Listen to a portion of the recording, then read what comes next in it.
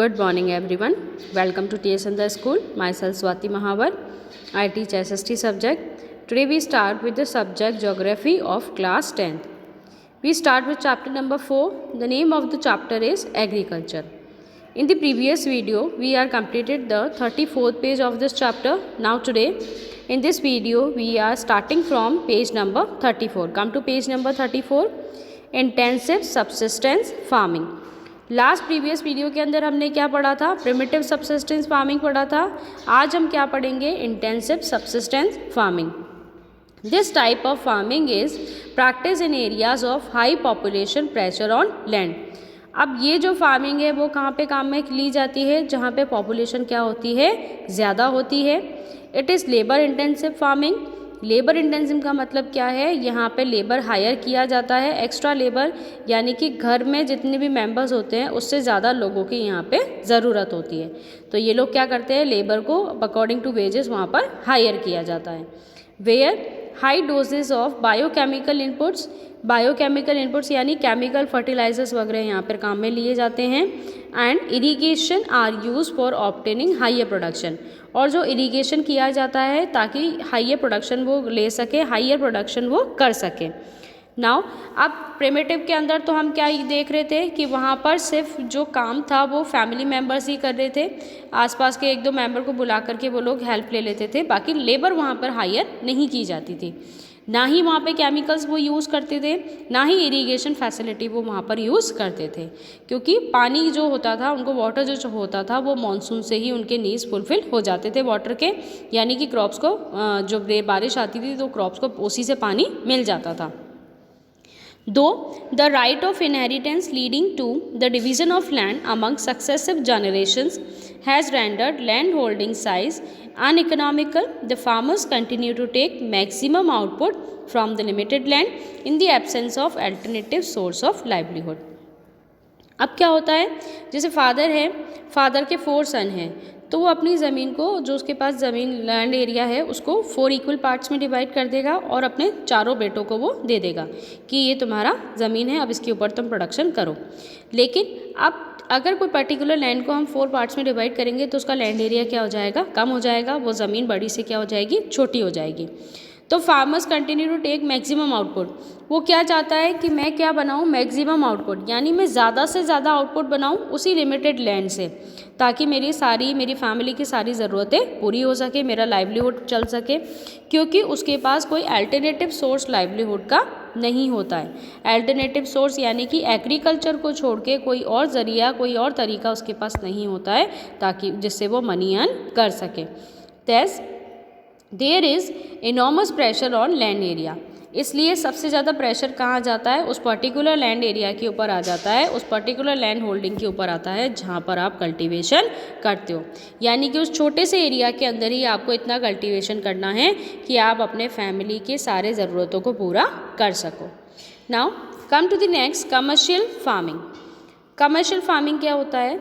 जो फार्मिंग आगे किसी दूसरे स्टेट या किसी दूसरे कंट्री के अंदर सेल की जाती है विथ रेफरेंस टू मनी के रेफरेंस में, तो उसको हम क्या बोलते हैं? Commercial farming. यानी कि मनी अर्न करने के लिए जो फार्मिंग की जाती है, पैसे कमाने के लिए जो फार्मिंग की जाती है, उसे हम क्या बोलते हैं? Commercial farming. The main characteristic of this farming is the use of high doses of modern input, that is high yielding variety seeds, chemical fertilisers, insecticides and pesticides in order to obtain high productivity. It is important commercial farming, so you have to learn this. अब commercial farming के क्या characteristics होते हैं? High yielding variety seeds. सबसे पहले तो इनको क्या चाहिए? हाई यील्डिंग वेराइटी के सीड्स. हाई यील्डिंग वेराइटी के सीड्स ऐसे सीड्स होते हैं जिससे ज़्यादा से ज़्यादा प्रोडक्शन होता है. दूसरा इनको क्या चाहिए? केमिकल फर्टिलाइजर्स चाहिए ताकि उनकी ज़मीन वहाँ पर ज़्यादा प्रोड्यूस कर सके, उसकी फर्टिलिटी इंक्रीज हो सके. इंसेक्टिसाइड और पेस्टिसाइड. तीसरा उनको क्या चाहिए? इंसेक्टिसाइड और पेस्टिसाइड. इंसेक्टिसाइड किसको मारने के लिए काम में लिए जाते हैं? इंसेक्ट को. और पेस्टिसाइड किसको मारने के लिए काम में लिए जाते हैं? पेस्ट को. ठीक है, ताकि वो प्रोडक्शन क्या कर सके, ज़्यादा कर सके। ज़्यादा प्रोडक्शन करने के लिए उनको क्या चाहिए, ये सारी चीज़ों की ज़रूरत होती है। तो ये इसकी कैरेक्टरिस्टिक्स आपको बहुत अच्छे से लर्न करने हैं कि हाइयर प्रोडक्टिविटी के लिए उनको क्या चाहिए, HYV सीड्स चाहिए, केमिकल फर्टिलाइजर्स, इंसेक्टिसाइड, पेस्टिसाइड्स उनको चाहिए होते हैं। The degree of commercialisation of agriculture varies from one region to another. अब एक रीज़न से दूसरे रीज़न में जब हम जाते हैं तो कमर्शियलाइजेशन का जो सिनेरियो होता है वो क्या हो जाता है, चेंज हो जाता है। कहीं पर ज़्यादा प्रोडक्शन होता है तो कहीं पे ज़्यादा कमर्शियलाइजेशन होता है, कहीं पे कम प्रोडक्शन होता है तो वहाँ पे कमर्शियलाइजेशन या तो छोटे लेवल पे होता है या फिर होता ही नहीं है।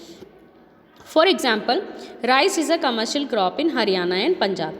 अब आपको पता है कि राइस की प्रोडक्टिविटी के लिए जो सूटेबल क्लाइमेट और जो वाटर हमें चाहिए होता है वो वाटर सबसे ज़्यादा कहाँ है, हरियाणा और पंजाब में।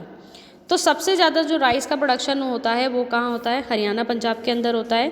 तो वहाँ पर अब जहाँ पे प्रोडक्शन ज़्यादा होगा वहाँ पे क्या होगा, कमर्शियलाइजेशन होगा।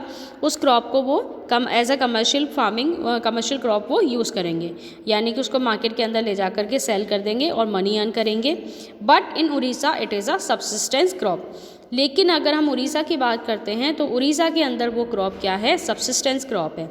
सब्सिस्टेंस क्रॉप यानी कि वो उतना ही प्रोड्यूस करते हैं कि उनके पर्टिकुलर स्टेट के अंदर, पर्टिकुलर एरिया के अंदर ही उसको वो सेल कर सके या वहीं पर उसको डिस्ट्रीब्यूट कर सके।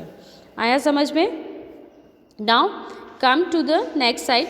Plantation is also a type of commercial farming. अब जैसे इंटेंसिव फार्मिंग हमने पढ़ा था कमर्शियल फार्मिंग है, तो प्लांटेशन भी किसके अंदर आ जाता है, कमर्शियल फार्मिंग के अंदर। क्योंकि प्लांटेशन किस लिए किया जाता है, to sell the product in the other market, दूसरे किसी मार्केट के अंदर ले जा करके हम उस प्रोडक्ट को क्या कर दें, सेल कर दें। In this type of farming a single crop is grown on a large area. अब इस फार्मिंग के अंदर क्या होती है, सिंगल क्रॉप उगाई जाती है। You have to learn what is plantation. Plantation के अंदर क्या होता है, एक सिंगल क्रॉप प्लांट की जाती है, कहाँ पर, एक लार्ज एरिया के अंदर। ठीक है, the plantation has an interface of agriculture and industry. अब जब प्लांटेशन भी ज़रूरी है, जैसे एग्रीकल्चर और इंडस्ट्री हमारे लिए ज़रूरी है इकोनॉमी के लिए, वैसे ही प्लांटेशन भी क्या है, इम्पॉर्टेंट है। Plantations cover large tract of land, बहुत लंबा एरिया, बहुत बड़ा सारा एरिया ये कवर करती है, बहुत बड़ी सारी ज़मीन के ऊपर ये प्रोडक्शन किया जाता है। Using capital intensive inputs. Capital intensive inputs का मतलब क्या है, मशीन्स यहाँ पे काम में ली जाती है with the help of migrant labour. और उन मशीन्स को चलाने के लिए क्या काम में लिया जाता है, किसको काम में लिया जाता है, माइग्रेंट लेबर्स। माइग्रेंट लेबर्स कौन से होते हैं, जो लेबर एक जगह से दूसरी जगह पे माइग्रेट होके चली जाती है, ठीक है, काम के तलाश में, इन सर्च ऑफ जॉब्स, तो उसको हम क्या बोलते हैं, माइग्रेंट लेबर्स। तो माइग्रेंट लेबर्स को यूज़ करके जो कैपिटल इंटेंसिव इनपुट्स प्रोड्यूस किए जाते हैं वो क्या कहलाता है, plantation. All the produce is used as raw material.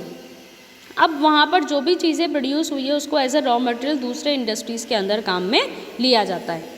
ठीक है, प्लांटेशन का प्रोडक्ट भी एज अ रॉ मटेरियल कहाँ लिया जाता है, काम में, इंडस्ट्रीज़ के अंदर।